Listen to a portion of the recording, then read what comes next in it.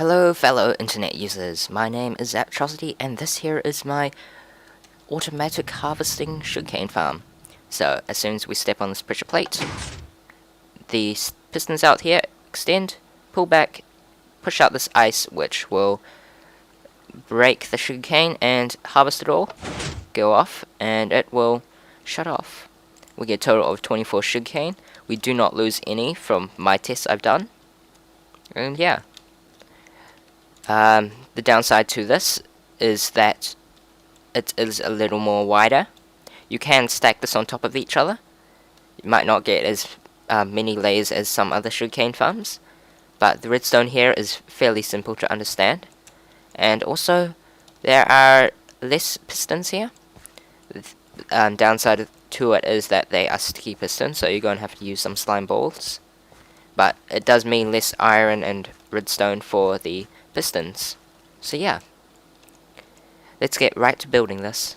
Alright, to build your own automatic sugarcane farm, you're going to need the following things. You're going to need some dirt, 12, at least one water bucket to make a infinite water pool, 2 pistons, 12 sticky pistons, 6 redstone torches, 24 redstone, 12 sugarcane to get you started, and you can use either ice or a block of your choice to build the farm out of and to push it. Ice would be recommended because it pushes the drops a lot faster along the water. But if you do have ice, you're going to have to light it up a little more carefully by using glowstone or jack-o'-lanterns, or maybe even redstone lamps. But if you use sandstone or any other block of your choice to push the sugarcane and harvest it, you can use torches to light it up.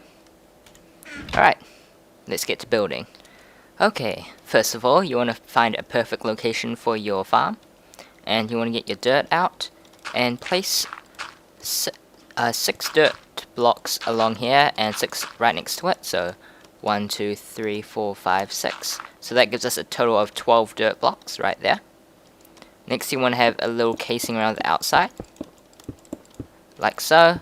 This is where we're going to put our water in, so we can fill that in with water. Make sure to have an infinite water source nearby by placing water in the 2 corners, and you can pick up water from there, or you can make one like so, putting water in the 2 corners like that and picking up only from the middle. So once we have that, that's our first layer complete.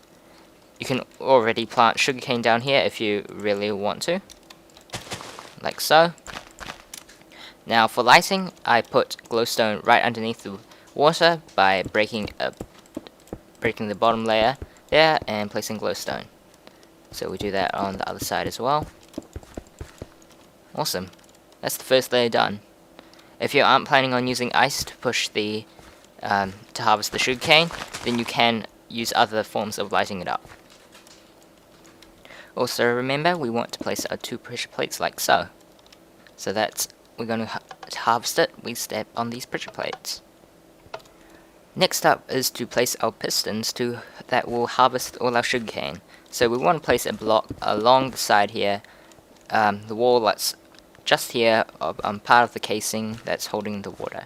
So we do that on both sides, and on top of that we have sticky pistons. So that should be a total of 12 sticky pistons on both sides. And now from there you can place some ice in front of them, and this will harvest all the sugarcane.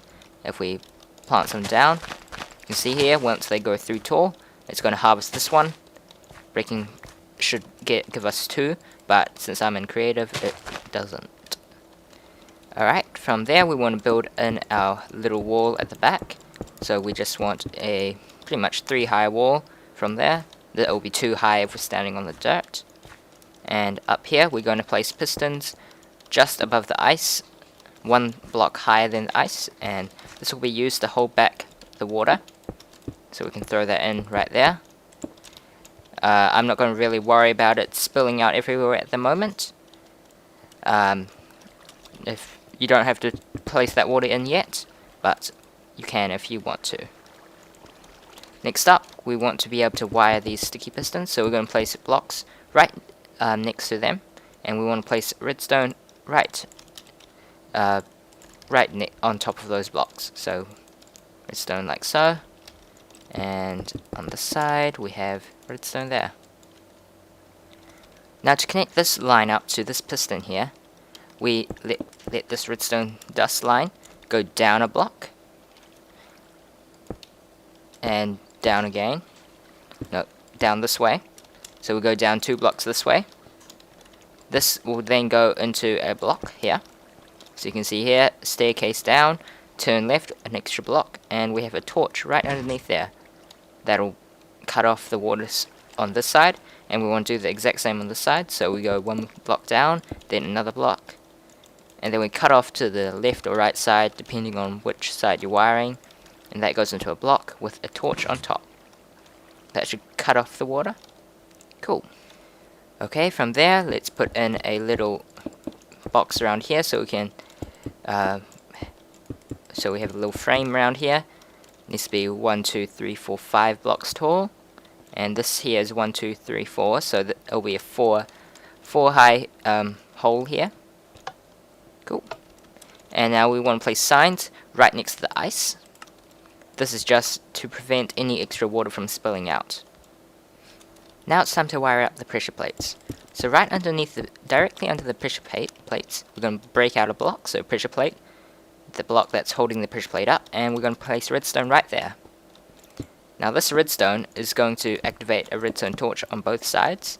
So you can see here this redstone goes into this block with a redstone torch on top. That should be right next to the glowstone, and that should be powering the block that just is underneath this water current here. So from there we want to place a redstone torch, and on top of these redstone torch you want to place a block, and you want to connect it up like so. There we go. You do that on the other side if you haven't already, and from there we can see that everything flows out nicely. Now just be careful, I have not put any walls in, so it's probably best I do that now. Place blocks on top of the ice like so, and then you want to put in a roof. Any roof will do. If you didn't have ice here, you could make that out of glowstone or anything you wish.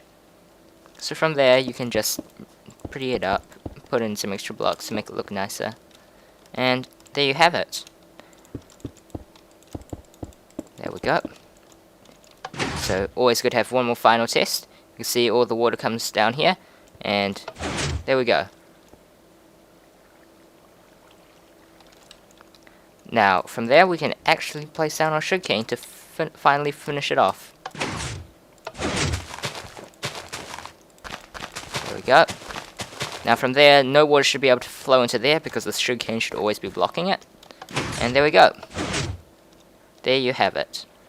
So let's have a final demonstration of how this works. If I simulate a fully grown farm. There we go. Step on it, and the sugarcane should all flow down towards you.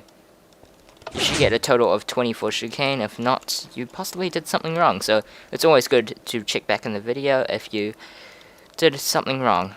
Alright, that's it for today. One last thing I want to mention is that this farm can be stacked on top. It's probably not going to be stacked as efficiently as some other ones. You could place another one next to it, like maybe there. Have your sticky pistons here, and that could all harvest at once. It's going to be quite a lot of gap between each one, but yeah, that's the downside of this design. It does use the fuelless piston. So hope you guys all enjoy that and found that useful. See you guys next time.